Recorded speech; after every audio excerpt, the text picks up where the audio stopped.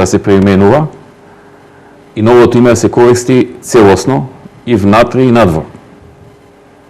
Значи, и за надворешна употреба, билатерална, мултилатерална, било каква, и внатре во земјата.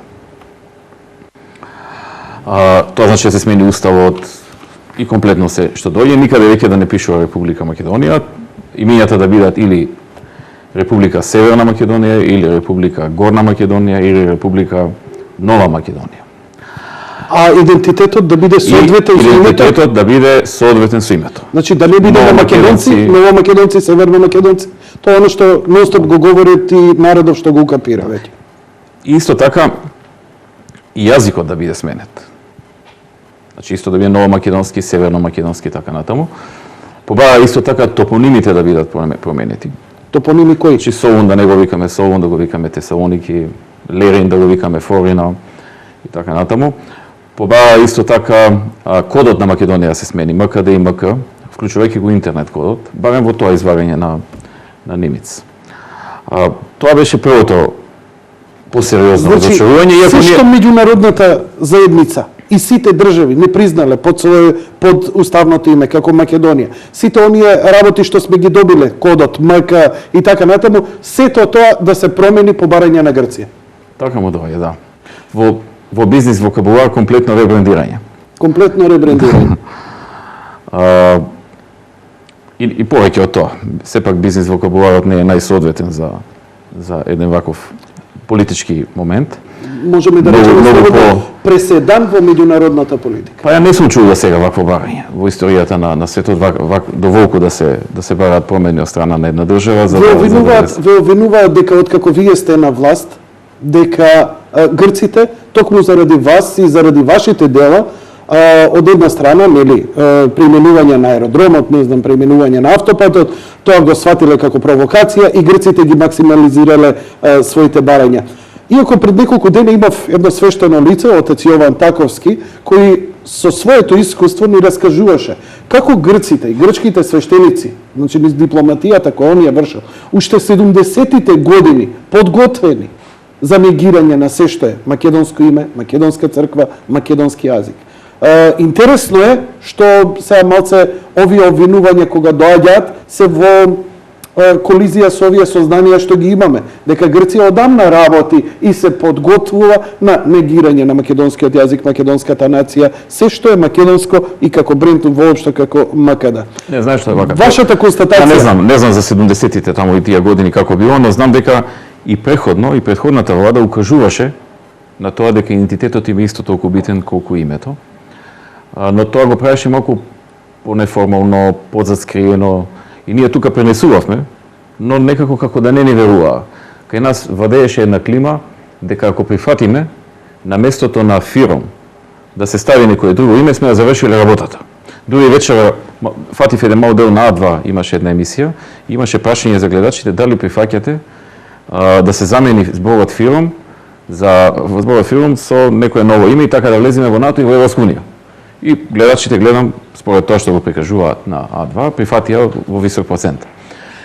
Ама никој не прашува кој ни го дава тоа и дали некој се согласува за тоа. Дневник на насловна страна донесе пред неколку години и мислам дека дури и Фрчковски го нагласуваше, дека има скриени точки кои јавноста не ги знае, а тоа се точките токму што ги збориме за барање за промена на идентитетот. Бидејќи допред 2 години, кога излекува оние 8 точки на Нимиц, се сеќавате на нив, во 8-те точки, меѓу кои стоеше и прв пат ние како јавност бевме запознати и официјално, дневник на насловна страна, тоа ќе го паметам, дека бараат промена на идентитетот, промена на јазикот, промена, а не само, да речеме, бидејќи се сведува некако во високава политика, ние имаме некој чувство дека, променете го името и готово се ќе се реши.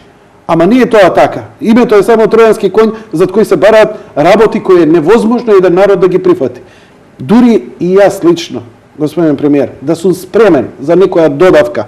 Ајде, некоја сме биле Република Македонија, некоја сме биле социјалистичка, па нема да направи голема промена, нели, како што Тито Петковски вели, под Фиром останавме македонци, па ќе смениме името, ќе останеме. Ама не е баш така.